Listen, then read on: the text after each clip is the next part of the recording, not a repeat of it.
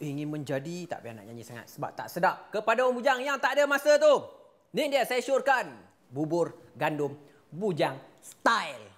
Style dia tarik tepi sikit, takut merecik. Masuk dalam sana kan sekejap lagi tak ada orang nak makan makanan aku. Bahan-bahan untuk bubur gandum bujang style. Ni dia gandum. Ni nama dia gandum. Tunjuklah sikit kan. Gandum ni kita beli dalam pack, lebih kurang ada RM1, ada RM2. Jangan tersilap beli Gandum dengan bali lebih kurang, tapi bali dia bulat sikit. Ni nama dia gandum yang telah direndam air selama sejam ke 2 jam supaya dia kembang. Kalau nak rebus pun boleh, tapi kalau kita nak buat bubur, kita rebus cepat sikit lah. Senang dia tu. Dan santan pekat. Nampak tu santan tu melekat. Kau beli RM2 ke RM1 ke, terpulang kat kau. Janji dia pekat, baik punya. Kena dengan kuantiti. Itu je. Aku cakap pompang-pompang itu je. Hei, geramnya aku. Kejap je bahan dia. Tak payah nak potong-potong pun. Sebab apa? Dah boleh masak. Apa lagi? Jom saya ajar macam mana nak masak bubur gandum bujang style. Buang masa lah. Bubur gandum nak buat cukup senang. Kena pakai periuk lah kalau nak masak dia. Kan kalau kita pakai jug macam ni, confirm tak jadi bubur gandum. Hancur lebur. Nyalakan api. Nampak tu macam serius kan. Ni gandum yang kita rendam dengan air tadi tu. Kita tuang je dengan air tu sekali. Lantaklah kita nak rebus dia kejap. Kan kejap lagi, dia dah kembang lagi, baru kita tuang santan. Kalau kita masukkan santan terus dengan gandum-gandum ni, dengan air ni, nanti dia pecah minyak. Dah tak jadi bubur gandum. Tahu tak jadi apa?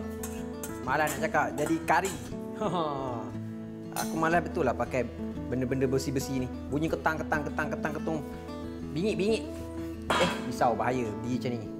Nampak tu. Alright. Nampak? Sendawa. Bukan saja terlupa dialog, sendawa. Nampak tu.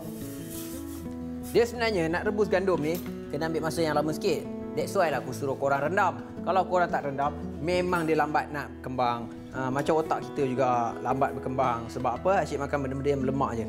Apa kata makan susu ke? Minum susu. Makan susu pula. Makan keju. Memang keras. Aku sendiri dah gigit dah. Memang keras. So, kita rebuskan dia.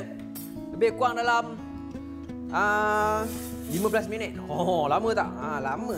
Bubur gandum. Bahan memang simple. Tapi mengambil proses yang lama sedikit lah. Kalau aku tunjukkan semua 4 hari pun tak habis. Tapi kalau ada daun pandan, boleh masukkan daun pandan juga. Memang wangi. Macam saya nak buat ni, bujang style lah. Memang bubur gandum pure punya. Gula garam sikit, bagi lemak, santan. Dah boleh makan dah. Memang terbaik. Masak dengan api yang sederhana. Kalau terlampau kecil sangat nanti tak kembang-kembang dia. Terbantut. Macam di Epus ni, terbantut juga. Bukan apa, kalau api besar, nanti habis, hangus. Masak dengan agak-agak sederhana, bagi dia kembang kejap dalam 15 minit. Nanti kita masukkan gula garam, santan semua. Dah boleh makan. Biarkan dia kejap esok. Alright, dah kembang macam ni. Gua rasa pun dah memang elok dah sebenarnya. Nak letak santan, tapi kena check dulu. Kan kejap lagi kita nak confirmation. Kan kejap lagi kau pergi letak santan. Santan tak masak pula. Bubur gandum ni tak lembik, tak masak dengan betul, masuk santan, terus pecah minyak, jadi kari padan muka. Jatuh lagi.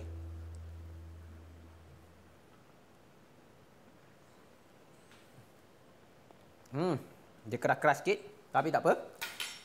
Dah ada yang lembut-lembut tu. Baik punya.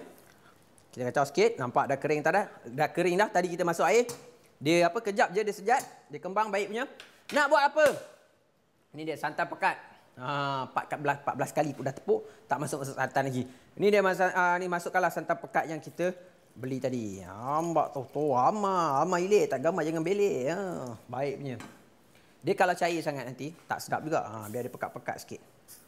Bubur gandum. Ada pula daun pandan memang cantik. Tapi yang ni kita buat bujang style lah. Sebab apa? Kita nak cuci-cuci je mulut lepas makan apa tadi tu? Lemon chicken. Alright. Kita tak nak masak dia lama sangat. Dia mendidih sekejap pak. Boleh tutup terus. Tapi sebelum tu, untuk confirmation. Lama aku tak cakap ayat ni. Untuk confirmation kita punya. Nampak macam hiok pak. Kita punya bubur gandum. Masukkan gula lah. Mestilah bubur mesti nak manis. Gula banyak ni jangan pakai semua lah. Nampak lah. Suka hati aku lah. Sedikit garam, macam biasa. Kalau ada gula, mesti kena ada garam. Untuk apa? Mengimbangi rasa masin dan manis. Garam jangan banyak sangat, agak-agak je. 2-3 cubit cukup dah. Sebab apa? Kerana banyak sangat jari masin. Siapa makan masin, habis. Sebab apa?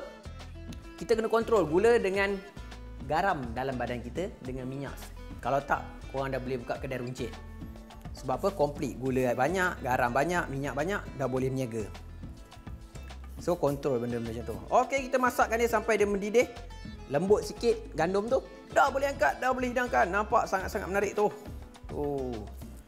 Sebelum tu kena rasalah. Apa rasanya? Oh.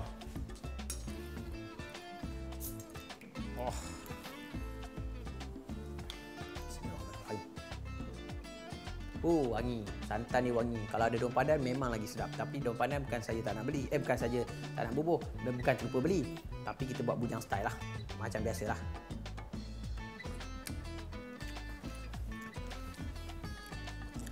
Kurang manis. Mana gula? Masuk gula sikit je. Banyak tak? Tak banyak mana pun. Agak-agak je. Masin dah okey dah. Kita masakkan dia sekejap. Bagi dia mendidih sikit santan tu. Jangan sampai pecah minyak sampai lembut juga gandum-gandum yang ada dalam tu. Dah boleh angkat. Memang terbaik. Pak sambil kunyah-kunyah gandum tadi tu. Masakkan dia kejap.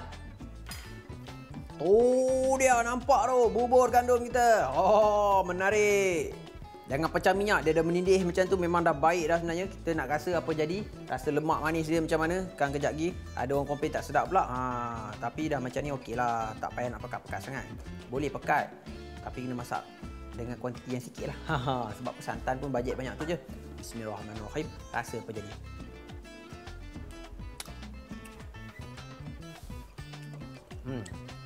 Macam nenek saya buat.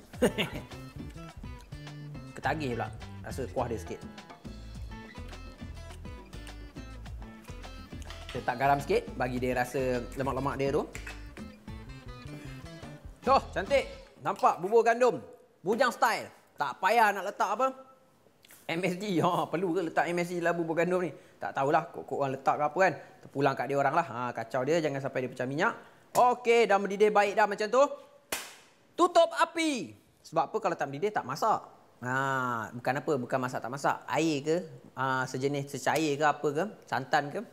Make sure mendidih baru kita boleh tutup. Dia dah sampai dah tahap didih dia tu. Nampak tu, ajar sains lah pula. Boleh cedok lah. Nampak mangkuk pun cantik. Bubur gandum ni, ada setengah orang tu dia buat pekat, likat, melekat. Terpulanglah kat dia. Tapi kita bujang style, macam ni lah. Seadanya. Tu dia orang bujang. Satu lagi. Resepi ringkas. Alamak, bajet pun ciput je. Sedap pun sedap. Sedap ke? Apa lagi bujang? Apa kata korang buat sendiri? Sebab bahan dia simple. Aku dah tunjuk dah cara-cara macam mana. Takkan korang tak nak buat lagi kot. Memang sedap. Panas-panas. Apa lagi? Jom kita hidangkan. Boleh bedal lah.